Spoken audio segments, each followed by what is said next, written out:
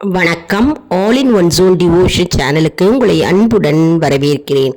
இன்னைக்கு நம்மளுடைய சேனலில் பிரதோஷ பூஜையின் மகிமைகள், பிரதோஷம் நடக்கும் இல்லையா, மாதம் வளர்ப்புறை பிரதோஷம் மற்றும் தேய்பிறை பிரதோஷம் இருக்கும் இல்லையா. அப்போது நம்ம பிரதோஷ நாட்களில் பூஜை செய்வோம் இல்லையா சிவபெருமானுக்கு. அந்த பூஜையின் பலன்கள், பிரதோஷ பூஜையின் பலன்களை பற்றி நம்ம முழு விவரமாக பார்க்கலாம். அதற்கு முன்னால் நம்முடைய சேனலை தான் ஃபர்ஸ்ட் டைம் பார்க்குறவங்களா இருந்தாலும் சரி, சப்ஸ்கிரைப் பண்ணாமல் பார்க்குறவங்களா இருந்தாலும் சரி, நம்ம சேனலை சப்ஸ்கிரைப் பண்ணிவிட்டு பாருங்கள். அப்போ தான் நான் போடுற வீடியோஸ் எல்லாம் உங்களுக்கு உடனுக்குடன் நோட்டிஃபிகேஷனில் மிஸ் பண்ணாமல் தெரிய வரும். சரி வாங்க, இப்போ நம்ம வீடியோக்குள்ளே போகலாம். அதாவது மானிட பிறவி எடுத்திருக்கோம் இல்லையா, நம்ம அனைவரும் மானிட பிறவி எடுத்திருக்கிற அனைவரும் இந்த ஜென்மத்தை நாம் எடுக்கிற போதே நாம் தோஷங்களுடன் ஜென்மம் எடுத்துள்ளோம். அதாவது மனிதர்களாகிய நாம் எத்தனை தோஷங்களுடன் ஜென்மம் எடுத்துள்ளோம் என்பது யாருக்கும் தெரியாது. நம்ம எத்தனை தோஷம் எடுத்திருக்கோம், எத்தனை பாவங்கள் செய்திருக்கிறோம், அதே மாதிரி போன ஜென்மத்தில் எவ்வளோ பாவம் செஞ்சுருக்கிறோம், இந்த ஜென்மத்தில் எவ்வளோ பாவம் செய்து கொண்டே வருகிறோம் என்பது நமக்கு தெரியாது. அதனால் பிரதோஷ காலத்தில் பிரதோஷ உபாசைகளால் அத்தனை தோஷங்களும், நமக்கு இருக்கிற அத்தனை தோஷங்களும் பாவங்களும் போக்கி கொள்ள முடியும். அதாவது அதனால தான் நம்ம பிரதோஷ பூஜை செய்ய வேண்டும். அதனால தான் பிரதோஷ பூஜை செய்வது மிகவும் நன்மை நமக்கு பயக்கும். பிரதோஷ பூஜை அவ்வளவு சிறப்பு வாய்ந்த சக்தி வாய்ந்த பூஜைங்க. அதாவது பிரதோஷ தினத்தன்று நாம் பிரதோஷ பூஜை செய்தாலே போதும், நம் ஜென்ம எடுத்திருக்கிற பாவங்களும் தோஷங்களும் அப்படியே நீங்கும் என்பது ஐதீகம். அதனால தான் நம்மளுடைய டைட்டில் இன்றைக்கி பார்த்தோன்னா பிரதோஷ பூஜையின் மகிமை. பிரதோஷ பூஜை செஞ்சால் நமக்கு என்ன மகிமை கிடைக்கும், நமக்கு என்ன பலன் கிடைக்கும் அப்படின்றத தான் நம்ம இன்றைக்கி பார்க்க போகிறோம். அதாவது பிரதோஷ பூஜை செய்தால் ஒருவருக்கு கிட்டும் பலன்கள். பிரதோஷ பூஜை செஞ்சோன்னா நமக்கு என்ன பலன்கள் கிடைக்கும். முதல்ல பார்த்தோம்னா துன்பம் நீங்கி, துன்பம் எல்லாம் நீங்கினாலே நமக்கு இன்பம் கிடைக்கும். இன்பம் எய்துவார். துன்பம், அனைத்து துன்பங்களும் பிரச்சனைகளும் அப்படியே நீங்கும். மற்றும் நம்முடைய வாழ்க்கையில் இன்பம் வீசும். இன்பக் கடலில் நாம் மூழ்குவோம். ரெண்டாவது பார்த்தோம்னா மலடு நீங்கும். மலடு நீங்கி மகப்பேறு பெறுவர். அதாவது குழந்தை இல்லாமல் நிறைய பேர் இருக்காங்க இல்லையா, அவர்களுக்கு எல்லாம் குழந்தை செல்வம், மழை செல்வம் வீட்டில் நிறைந்து காணப்படுவர். அதாவது மகப்பேறு பெறுவர். அதனால் பிரதோஷ பூஜை செய்தால் குழந்தை இல்லாதவர்களுக்கு குழந்தை பாக்கியம் கிட்டும். அவ்வளவு அற்புதமான சக்தி வாய்ந்த பூஜைங்க பிரதோஷ பூஜை. சிவபெருமானுக்கு நாம் கடைப்பிடித்து வந்தாலே போருங்க, நம்முடைய பிரச்சனைகள் என்னென்ன அப்படின்றத படிப்படியாக ஒவ்வொன்றாக நீங்கும். அடுத்தது பார்த்தோம்னா கடன். கடன் கடன் கடன் எந்நேரமும் கடனில் மூழ்கி இருப்பார்கள். அப்படி இருக்கிறவர்கள் கடன் இருக்கிறவர்கள் அவர்களுக்கு தனம் பெறுவர். தனம் என்றால் ஐஸ்வர்யம், செல்வம் பெறுவர். மற்றும் அவர்கள் மேலோங்கி நிற்பர்.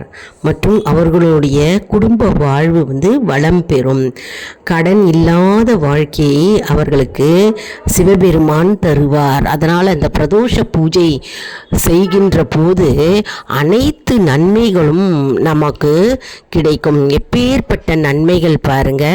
அதாவது துன்பம் நீங்கிடும், மற்றும் மலடு நீங்கிடும். அடுத்தது கடன் இல்லாத வாழ்க்கை அவர்களுக்கு கிடைக்கும்.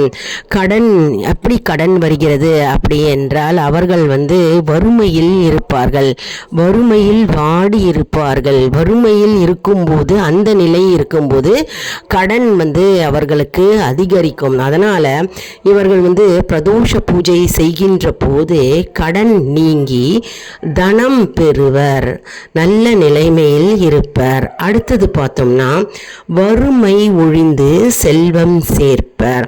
மற்றும் வறுமை கூட்டில் கீழ் இருப்பார்கள்.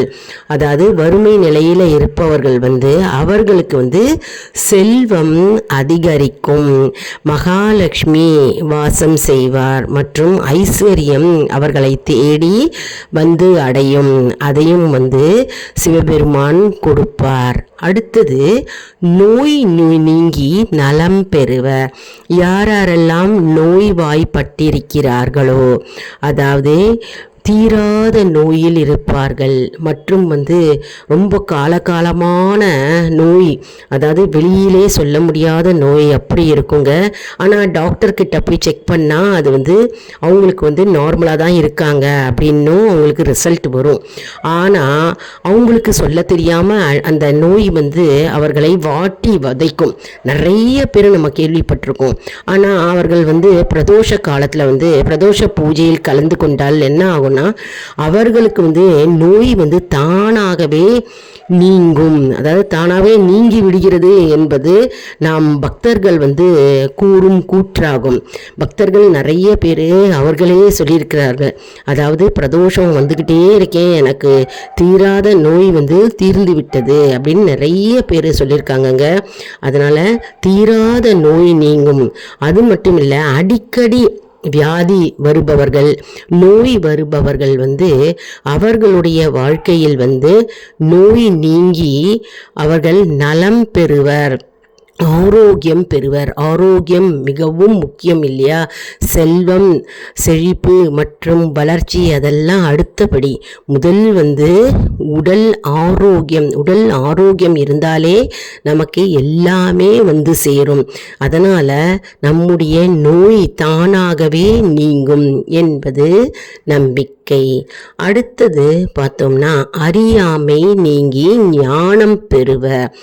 அதாவது நிறைய பேர் அறியாமையில் இருப்பார்கள். அறியாமை அப்படின்னா அவங்க புத்தி சுவாதீனம் இல்லாமல் இருப்பார்கள், மற்றும் ஏதோ ஒரு மனோவியாதியில் இருப்பார்கள், மன குழப்பத்தில் இருப்பார்கள், மற்றும் மன சஞ்சலத்தில் இருப்பார்கள். எப்பொழுதும் சதா சர்வபொழுதும் எதையாவது யோசித்து கொண்டே இருப்பார்கள், மற்றும் கவலைப்பட்டு கொண்டே இருப்பார்கள். எப்பொழுதும் எந்நேரமோ இருப்பார்கள், மற்றும் அவர்கள் எரிச்சலாகவே இருப்பார்கள், மற்றும் கோபம் முடிந்தவர்களாகவே இருப்பார்கள், மற்றும் அவர்களுக்கு புத்தி கூர்மை இல்லாமல் இருப்பார்கள்.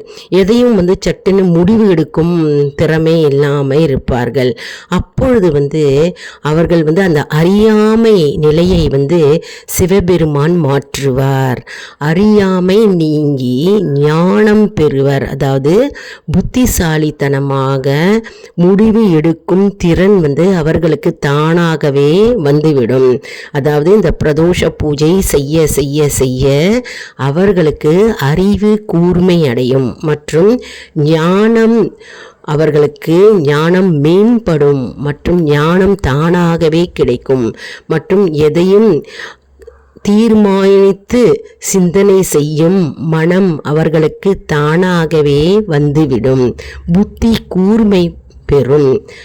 அதனால் இந்த பிரதோஷ பூஜையை தவறாமல் ஒருவர் கடைப்பிடித்து வந்தால் இத்தனை அவர்களுக்கு பூஜை செய்த பலன் அவர்களுக்கு தானாகவே விடுங்க. அடுத்தது ரொம்ப முக்கியமான ஒரு பாயிண்ட்டுங்க, பாவம் தொலைந்து புண்ணியம் பெறுவர். அதாவது பாவம் தெரிந்தோ தெரியாமலோ அறிந்தோ அறியாமலோ நாம் செய்கின்ற பாவங்கள் பிறவி எடுத்த ஜென்மம் முதலே நாம் தெரிந்தோ தெரியாமலோ நம்ம செஞ்சிருக்கோம் இல்லையா. பாவம் முற்பிறவியில் செஞ்சிருப்போம், இந்த பிறவியில் செய்து கொண்டிருப்போம் இல்லையா. நமக்கே தெரியாத சில பாவங்கள், அந்த பாவங்கள் அனைத்தும் நீங்கி நமக்கு புண்ணியம் கிட்டும். அதாவது பாவங்கள் நீங்கினாலே நமக்கு நற்பலன்கள் தானாகவே சேரும். அதாவது பாவம் அப்படின்னா கொலை, கொள்ளை மற்றும் ஏதாவது ஒரு துர்செயல் செய்வது, அது மட்டும் இல்லைங்க, வாயினால் சபிப்பது மற்றும் தீய சொற்களை கூறுவது மற்றும் சாபம் இடுவது மற்றும் பெற்ற தாயை மோசமாக பேசுவது, தீய சொற்களை எப்பொழுதும் கூறிக்கொண்டே இருப்பது, இதெல்லாம் பாவச் செயல்கள்ங்க. அதனால் இந்த பாவங்கள் நீங்க பெறுவர், தானாகவே நமக்கு புண்ணியம் கிடைக்கும். மற்றும் நாம் நற்செயல்கள் மற்றும் நற்சொல்களை நம்ம பேச ஆரம்பிப்போம். மேலும் பிறவி ஒழித்து முக்தி அடைவர். அதாவது நம்ம பிறவி எடுத்திருக்கோம் இல்லையா, இந்த பிறவி ஒழித்து முக்தி அடைவர். சிவபெருமானிடமே நாம் போய் சேருவோம். கடைசியில் இறுதி காலத்தில் நாம் சிவபெருமானிடத்தில் முக்தி அடைவோம்.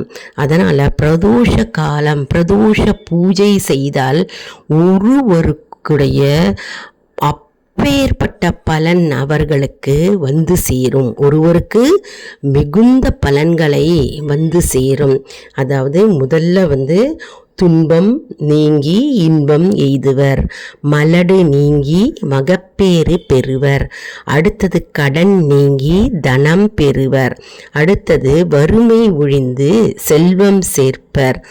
அடுத்து நோய் நீங்கி நலம் பெறுவர். அடுத்து அறியாமை நீங்கி ஞானம் பெறுவர். அடுத்து பாவம் தொலைந்து புண்ணியம் எய்துவர். அடுத்து பிறவி ஒழித்து முக்தி அடைவர். இவ்வளவு பலன்கள் கிடைக்குங்க. நம்ம பிரதோஷ தினத்தை நாம் அனைவரும் எப்பொழுதுமே மறந்துவிடக்கூடாது. பிரதோஷ பூஜையின் மகிமை தான் நம்முடைய தலைப்பு. இந்த பிரதோஷ பூஜையின் மகிமை மற்றும் சிறப்பு மற்றும் பலன்களை நம்ம பார்த்தோம்.